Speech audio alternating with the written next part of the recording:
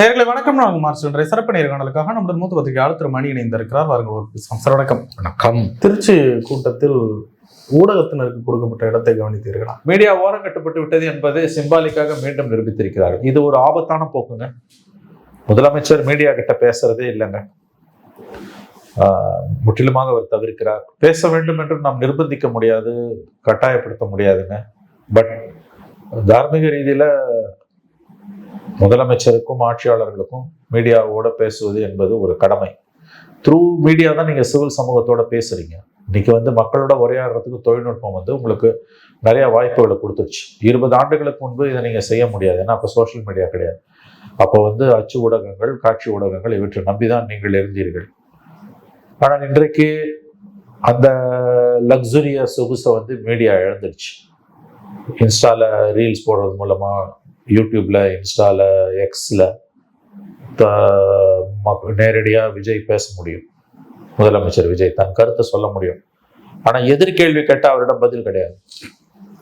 அப்போ அது ஒரு வழிப்பாதையாக போகிறது. இது ஆபத்தான போக்கு. நீங்க இதை கவனிக்கணும். நம்ம ஏற்கனவே பேசியிருக்கோம். அவர்கள் தேர்தல் அறிக்கை டாஜ் பரமண்டல் ஹோட்டல் நுங்கம்பாக்கத்துல பால் ரூம்ல வெளியிடும் போது மீடியாவை உள்ள விடலை. 800 பேர் உட்காரக்கூடிய மிக விசாலமானது ஒரு ஹால். அது மீடியாவை அண்டர் கிரவுண்ட்ல தரைதளத்துக்கு கீழே கார் ஷெட்டில் 4 டேபிள் சேரை போட்டு உட்கார வச்சு ஸ்கிரீன் போட்டு தேர்தல் அறிக்கை வெளியிட்டாங்க. கேட்டா நாங்க உங்களை கூப்பிடலையா? அதை மீடியா கண்டிக்கல, மார்ஷல் அப்ஜெக்ட் பண்ணல, மீடியா ரெசிஸ்ட் பண்ணல. அதை யாரும் வெளியில சொல்லலைங்க. அதுதான் சிக்கல். அவங்க அண்டர் கிரவுண்ட்ல உட்கார வச்சது சிக்கல் இல்லை. என்ன பொறுத்த வரைக்கும் அவங்க தெளிவா இருக்காங்க. அதை ஒருத்தர் கூட ஒரு ஊடகம் கூட அடுத்த நாள் அச்சு ஊடகங்கள்ல செய்தியா போடல. ஒரு தொலைக்காட்சி கூட அதை ஒரு இஷ்யூ ஆக்கல. விஜயை எதிர்த்து செய்தி சேனல்கள் கூட அதை இஷ்யூ ஆக்கல. அங்கிருந்து தொடங்குது இது. இப்ப வெளியில தூக்கி உங்களை உட்கார வச்சிருக்காங்க. நீங்க ஏன் பாய்காட் பண்ணக்கூடாது? பாய்காட் பண்ண முடியாது, ஒருத்தராலையும் முடியாது. இப்ப முடியாது. ஏன்னா முதலமைச்சர் அன்னைக்கு கட்சி தலைவராக இருக்கும்போது நீங்க குறைஞ்சபட்சம் எதிர்ப்பாக தெரிவிச்சிருக்கீங்க. ஒரு புழு கூட மிதிக்க நெளியும். நீங்க நிமிர கூட மறுக்கிறீங்க. அழுகுற புள்ளதான் பால் பிடிக்கும். இது வரும் நாட்களுக்கான அறிகுறி. இது இந்த கவர்மெண்ட் இன்னும் 5 வருஷம் இருக்குது. என்னெல்லாம் நடக்கும்ன்றதுக்கு மீடியாவுக்கு எவ்வளவு சவால்கள் காத்திருக்கின்றன என்பதற்கு இவையெல்லாம் உதாரணங்கள். பல பிரச்சனைகளுக்கு முதலமைச்சர் பதில் சொல்லணும்னு எதிர்பார்ப்பது நியாயமானது. மக்களின் கருத்தை தான் மீடியா எதிரொலிக்குது. மீடியாவுக்கு அஜெண்டா இருக்குது. மீடியா கேவலமான காரியங்களை செய்துன்றதெல்லாம் உண்மை, மறுக்கல. பட் அது தவிர்க்க முடியாத ஒரு தீமையா தான் இன்னைக்கு சமூகத்தில் இருக்குது மீடியா என்பது. அப்போ மீடியா மூலமா தானே மக்கள் செய்திகளை தெரிந்து கொள்கிறார்கள். நீங்கள் சமூக வலைதளங்கள் மூலமாக தொழில்நுட்ப வளர்ச்சியால் நீங்கள் பேசக்கூடியது என்பது ஒரு வழிப்பாதை. மோடி அவர்கள் பேசுகிற மன் கி பாத் மாதிரி. இன்றைக்கு 1000 பிரச்சனைகள் இருக்கின்றனங்க. இன்றைக்கு பிரதமர் அவர்கள் உடனான முதலமைச்சருடைய சந்திப்பு என்ன நடந்தது? சும்மா நீங்க அறிக்கை கொடுக்குறீங்க, 4 கோரிக்கை வச்சோம்னா, ஸ்டாலின் இது முதலமைச்சராக இருக்கும்போது 40 கோரிக்கைகளுக்கு மேல வைத்தார்கள். 60 கோரிக்கைகள், 63 கோரிக்கைகள். எடப்பாடி இருந்தபோது 24, 25 கோரிக்கைகள். தலைமைச் செயலாளர் இல்லாமல் முதலமைச்சர் பிரதமரை சந்திக்கவே மாட்டார். தலைமைச் செயலாளர் இல்லாமல் நீங்கள் எப்படி சந்தித்தீர்கள்? என்ன நிர்வாக ரீதியிலான விஷயங்கள் எப்படி பிரதமரிடம் எடுத்து செல்லப்பட்டிருக்கும்? ஏன் தலைமைச் செயலாளரை நீங்கள் கூட்டுக்கு போகல? இப்படி பல கேள்விகள் இருக்கின்றன. இதற்கான பதில் செய்தியாளர்கள் முதலமைச்சரை அணுகி கேள்விகளை கேட்க அனுமதித்தால் தான் அரசிடமிருந்து, முதலமைச்சரிடமிருந்து பதில் வரும். நான் ஒத்துக்கிறேன், சட்ட ரீதியாக அது ஒன்றும் நிர்பந்தம் கிடையாது. பிரஸ் கிட்ட பேசுங்கன்னு நம்ம ஒருத்தரை நிர்பந்திக்க முடியாது. சீஃப் மினிஸ்டர் கூட நீ நிர்பந்திக்க முடியாது. ஒரு தார்மீக ரீதியிலான ஒரு எழுதப்படாத விதி அது. இப்ப இன்னும் நாள் ஆக உங்களுக்கு நிறைய பிரச்சனைகள் வருங்க. Life is full of problems and problems. மலை போல் பிரச்சனைகள் இன்னைக்கு தமிழ்நாட்டுக்கு நம்ம முன்னால குவிஞ்சு கிடக்குது. கரெக்டா? இப்ப இதுல எங்க போய் யார்கிட்ட நீங்க தெளிவு கேட்பீங்க? ஆதவ அர்ஜுனா, செங்கோட்டையன், நிர்மல்குமார், அருண்ராஜ், இவங்கெல்லாம் மரியா வில்சன், அவங்க கிட்ட எல்லாம் நீங்க என்ன பெருசா நீங்க எதிர்பார்த்துறீங்க? முதலமைச்சர் மட்டுமே பதில் சொல்ல வேண்டிய விஷயங்கள் எவ்வளவோ இருக்கின்றன.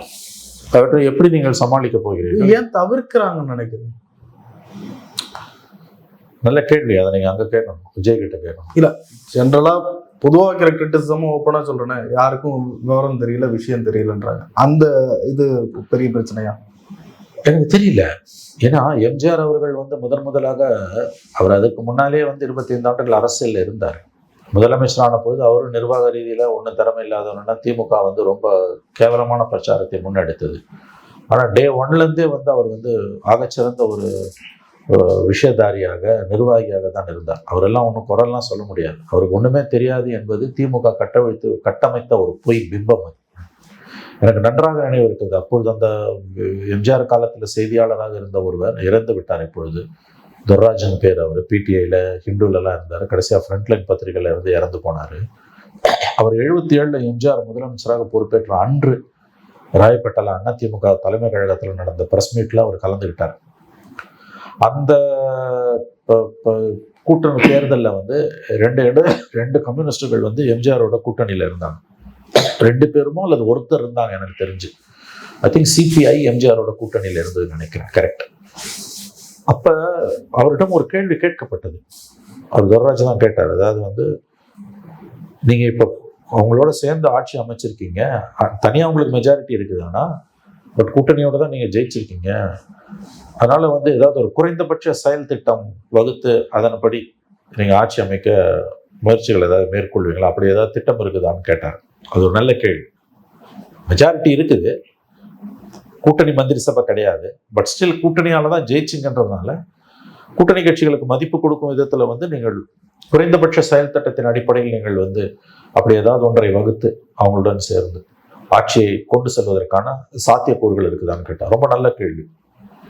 உடனே அப்ப கூட அந்த மொத்த ஜேர்னலிஸ்ட் எல்லாம் பெரியவங்க எல்லாருமே அவங்க வந்து எம்ஜிஆர் தடுமாறிடுவாரு, எதனா வளரிடுவாரு அப்படின்னு நினைச்சா. ரொம்ப அழகா ஹேண்டில் பண்ணாரு. எம்ஜிஆர் சொன்னாரு, அதற்கான தேவை எழவில்லை, ஏனெனில் நீங்கள் சொல்லக்கூடிய அந்த குறைந்தபட்ச செயல் திட்டம் என்ற அந்த ஒரு கோரிக்கையை அவர்களே முன்வைக்கவில்லைனார். அது ஒரு நல்ல பதில், புத்திசாலித்தனமான பதில். ஏன்னா அது வந்து அவரை லாக் பண்றதுக்கு, மடக்கிறதுக்கு கேட்ட கேள்வி. அது வலையை விரிச்சாங்க. ஆனா அவருக்கு அது ரொம்ப தெளிவா பதில் சொன்னார். இப்ப உங்க கேள்விக்கான பதில் மார்ஷல், ஏன் பார்க்கலன்றதுக்கு சில காரணங்களை நீங்க சொல்றீங்க, சில யூகங்களை சொல்றீங்க. இந்த கேள்விக்கு நான் பதில் சொல்ல இந்த நேரத்தில் மறுக்கிறேன். தெரிந்தாலும் நான் சொல்ல மாட்டேன் இப்பொழுதைக்கு. கொஞ்சம் வெயிட் பண்ணுங்க. விஜய் வேணான்றாரு மீடியாக்குள்ள, எனக்கு வேணான்றாரு. இது ரொம்ப வருத்தம் அளிக்கக்கூடியது. ஒரு எலெக்டட் சீஃப் மினிஸ்டர் வந்து மீடியா வேணான்றது வந்து அவரா சொல்லல, அவருடைய தோனி அப்படிதான் தெரியும். அதாவது அவர் சொல்லலைனாலும் நடைமுறை அதுதான். அவர் சொல்லணும்னு அவசியம் இல்லை, செயல்பாடின் மூலமாக அவர் காட்டுகிறார். எனக்கு மீடியா வேணான்றாரு. நீங்க மீடியாவோட பேச மறுப்பது என்பது வந்து நான் அதை வந்து ஒரு ஆபத்தான போக்காக தான் நான் அதை பார்க்கிறேன். விவசாய கடன் பத்தி விஜய் அவர்கள் சொல்றாரு, நாங்க செஞ்சிருக்கோம், இவ்வளவு கொடுத்துருக்கோம்னா இப்ப நிதி நிலைமைக்கு ஏற்ற மாதிரி கொடுத்துருக்கோம், நான் வந்து பொய் சொல்லிலாம் ஏமாத்த மாட்டேன் அப்படின்றாரு. இங்க இது பொய்ன்றது தப்பான வார்த்தை அரசியல்ல. அதனாலதான் உண்மைக்கு மாற்றுன்னுவாங்க, ரொம்ப கண்ணியமாக சொல்லுவாங்க. நிலைமை வந்து மோசமா இருக்குதுங்க. மாநிலத்தின் நிதி நிலைமை, நாட்டின் நிதி நிலைமையே மோசமா இருக்குது. டாலருக்கு எதிரான ரூபாய் மதிப்பு கீழே போயிட்டு இருக்குது. உங்களுக்கு தெரியும், பெட்ரோல் டீசல் விலை நாளுக்கு நாள் உயர்ந்துட்டு இருக்குது. அமெரிக்க ஈரான் யுத்தத்தால, மேற்காசிய யுத்தத்தால வந்து உலகமே வந்து மிகப்பெரிய பொருளாதார நெருக்கடியில் தான் இன்றைக்கு மாட்டிக்கொண்டிருக்கிறது. பெரிய அளவில் சிக்கன நடவடிக்கைகளை பற்றி பிரதமர் பேசுகிறார். அது குறித்த எத்தகையதொரு அறிவிப்பும் நிர்வாக ரீதியிலா விஜயிடமிருந்து எதுவும் இந்த 20 நாட்கள்ல வெளியில வரல. ஏன்னா அவர் திமுக மையமா வச்சு தன்னுடைய அரசியலை நகர்த்துவதால் வரக்கூடிய சிக்கல் இது இப்போ ஓடும், எப்பயுமே ஓடாது. 3 to 6 மாதங்களுக்குள்ள இது பல்லிழிக்கும். இந்த வண்டி இந்த ஸ்ட்ராட்டஜி ஓடாது. அப்ப நீங்க வேற ஸ்ட்ராட்டஜி கியரை மாத்தணும். அப்ப politically speaking it's okay. Honeymoon period கவர்மெண்ட்டுக்கு இருக்குது, அரசுக்கு இருக்குது. யாரும் பெருசா ஒன்றும் கவர்மெண்ட்டை ஒன்றும் டிஸ்டர்ப் பண்ணணும்னு விரும்பல, பண்ணவும் முடியாது. தைரியமும் கிடையாது யாருக்கும். நான் இன்னைக்கு எதிர்கட்சி அவகாரம்னு விஜய் சொல்லிட்டாருன்னா திமுக அதிமுக 2 பேராலையும் கவர்மெண்ட் ஃபார்ம் பண்ண முடியாது.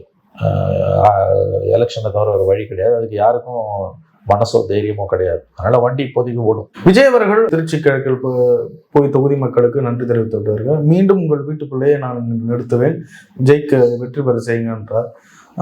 திருச்சி கிழக்குக்கான முதற்கட்ட பிரச்சாரமாகவே இதை எடுத்து. ஆமா, இது உண்மையிலே முதல் கட்ட பிரச்சாரம். கரெக்ட். திருச்சி கிழக்குக்கான இடைத்தேர்தல் வரப்போகிறது. அந்த இடைத்தேர்தல் பிரச்சாரத்தை இன்று துவக்கி வைத்திருக்கிறார் விஜய். யுவர் ரைட், நீங்கள் சொல்வது கரெக்ட். சமீப நாட்களா தமிழக வெற்றி கழகத்துல நிறைய பேர் போய் சேர்ந்துகிட்டே இருக்கிறத பார்க்க முடியுது. இது நீங்க இது புதுசுங்க, இது வழக்கமா இருக்குது. 1996ங்க மூப்பனார் அவர்கள் தமிழ் மாநில காங்கிரஸ் ஆரம்பிச்சப்ப இப்படிதான் நடந்தது. அப்ப திமுக விட சத்தியமூர்த்தி பவன்ல தான் கூட்டம் கொஞ்சம் அதிகமா சேரும். உலகத்துல இருக்க எல்லா விதமான காரும் அங்க நிற்கும் சத்தியமூர்த்தி பவன்ல. கரெக்டா 1.5 வருஷம் 98ல் கவர்மெண்ட் கவுந்தோடனே 20 MP 3 MP மாறினாங்க. அப்ப அப்படியே கொஞ்சம் குறைஞ்சுது. 99 செப்டம்பர்ல மூப்பனார் சின்ன கட்சி யார் அப்ப திருமாவளவனோடையும் கிருஷ்ணசாமியோட கூட்டணி இந்த அப்பதான் முதல்ல நிக்கிற தேர்தல் அவங்க கட்சி. அப்ப அந்த காரோட எண்ணிக்கைலாம் குறைஞ்சுது. அப்போ 2001ல் ஏடிஎம் கூட சேர்ந்தப்ப மறுபடியும் செல்வாக்கு வந்தது மூப்பனாருக்கு. அன்பார்ச்சுனேட்லி அவர் 3 மாசத்துல இறந்து போனார். இறந்து போன பிறகு அப்புறம் கொஞ்சம் கொஞ்சமா குறைஞ்சது. அப்புறம் மூப்பனார் வாசன் அவருடைய மகன் தமிழ் மாநில காங்கிரஸோட இணைச்சார். நீங்க அந்த தமிழ் மாநில காங்கிரஸ் 96 மேல இருந்து 99 வரைக்கும் பாத்தீங்கன்னா இதே மாதிரிதான் ஊர்ல எல்லாம் போய் அந்த கட்சியில சேருவோம். அந்த மாதிரி தான் இப்ப தாவேக்கால போய் பலரும் சேர்றதுன்றது, அதிகாரம் வந்ததுன்னா எல்லாம் வருவாங்க. இதுல என்ன இருக்குது புதுசா? இதுல நீங்கள் பேசுறதுக்கு எதுவுமே இல்லை. பறவைகள் தேடி போகணுவாங்கல்ல, அந்த மாதிரி தான். இல்ல வரக்கூடிய தேர்தல்கள்ல இதுக்கு முன்பாக தனித்து விடப்பட்ட தாவேக்கா மைய சக்தியாக இருக்குமா? வந்துடுச்சு, அதுதான் உண்மை. தேர்தலுக்கு முன்னால தனிச்சிருந்தவங்க இன்னைக்கு எல்லாரும் போறாங்க. திமுகவோட அத்தனை கூட்டணி கட்சிகள் இங்க போயிடுச்சாங்க. திமுக கூட இந்த அத்தனை கட்சியும் இன்னைக்கு போயிடுச்சு. இல்ல யார் இருக்கா இன்னைக்கு திமுகவோட சொல்லுங்க? நாங்க எந்த காலத்திலயும் கூட்டணியே கிடையாது, தேர்தல் உடன்பாடுன்னு புது வியாகியான பேசுறாரு சண்முகம். அவர் வாயால எத்தனை தடவை இது கொள்கை கூட்டணின்னு பேசியிருப்பாரு. அப்படிதானே இருந்தது. 2018ல இருந்து 19 election, 21 election, local body election, 24 election, 4 தேர்தல். மாபெரும் சாதனைங்க. 2 சட்டமன்றம், 2 மக்களவை. கலைஞர் கூட செய்யாத சாதனையை ஸ்டாலின் செய்தார். பட் இது ஒரு சக்கரம். மேல இருக்கிறது கீழே வரும், கீழே இருக்கிறது மேல போகும். 4 தேர்தல்களில் ஒரே கூட்டணியை ஸ்டாலின் அவர்கள் கட்டமைத்தது தான் சாதனையை ஒழிய இன்று அது உடைந்தது சாதனை அல்ல.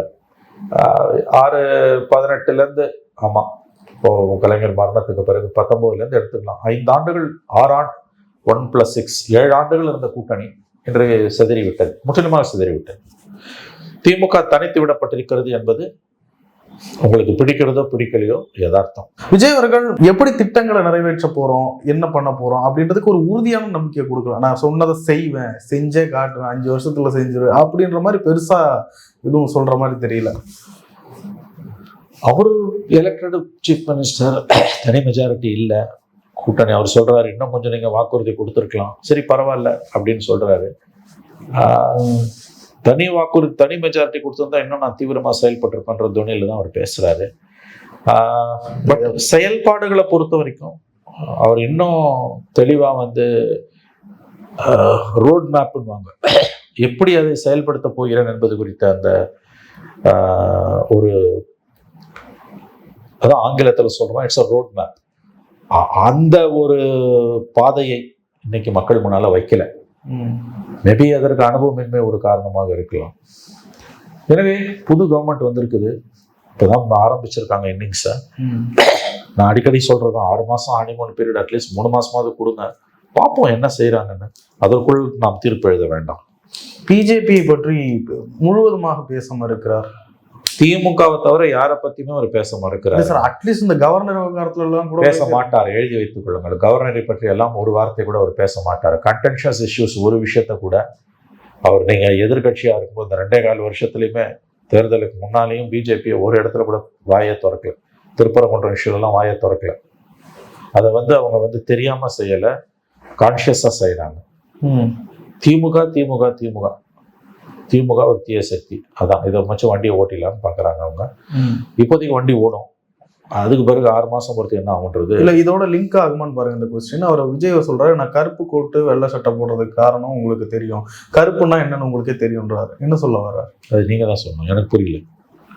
அவர் சொல்றாரு கருப்புன்னா என்னன்னு உங்களுக்கே புரியும்ன்றாரு. எனக்கு புரியல உண்மையிலே, நீங்க தெரிஞ்சா. ஒருவேளை திராவிடர் கழகத்தை சொல்றாரு, பெரியார் அதான் சொல்றாரு. கருப்புன்னும் போது நான் தான் உண்மையான வாரிசுன்றேன். நான் உண்மையான வாரிசு. திமுக கிடையாது. திமுகவிடம் இருந்த அத்தனை அஸ்திரங்களையும் அவர் ஒவ்வொன்றாக உருவிவிட்டார். சித்தாந்தங்கள், சோகால்டு கொள்கைகள், கூடவே இருந்த கூட்டணி கட்சிகள் ரெண்டையும் உருவிட்டார். கூட்டணி கட்சிகளை மட்டும் உருவல, திமுகவோட கொள்கைகளாக அறியப்பட்டவற்றையும் திமுகவுடைய இருப்புக்கான காரணங்களையுமே நான் உருவிவிட்டேன் என்கிறார் அவர். ஒரு பெரிய அளவுல மைண்ட் கேம் தான் ஆடுறாரு அவர். அரசியலையும் விளையாடுறாரு. Politically is playing a very good game, mind game. அது லாங் டேர்ம்ல எப்படி நிற்கும்ன்றது தான் நம்ம வெயிட் பண்ணி பார்க்க வேண்டிய விஷயம். நிறைய ஒரு கேள்வி, விஜயனுடைய செயல்பாடு, அவர்களுடைய அமைச்சரவை செயல்பாடு, அரசியல் செயல்பாடு எந்த திசையில போகுது, விமர்சிக்கக்கூடிய வகையில இருக்கா அல்லது பொறுத்திருந்து தான் பார்க்கணும்? Wait and watch. இப்போ எந்த விதமான தீர்ப்பும் சொல்லக்கூடாது. 30 நாள் 90 நாள் நான் சொல்லுவேன், 30 நாள் கூட ஆகல, அதில் 1/3 கூட ஆகலை. சற்றே பொறுத்திருங்கள். நிறைய விஷயங்களை தெரிஞ்சு. நன்றி நன்றி சார்.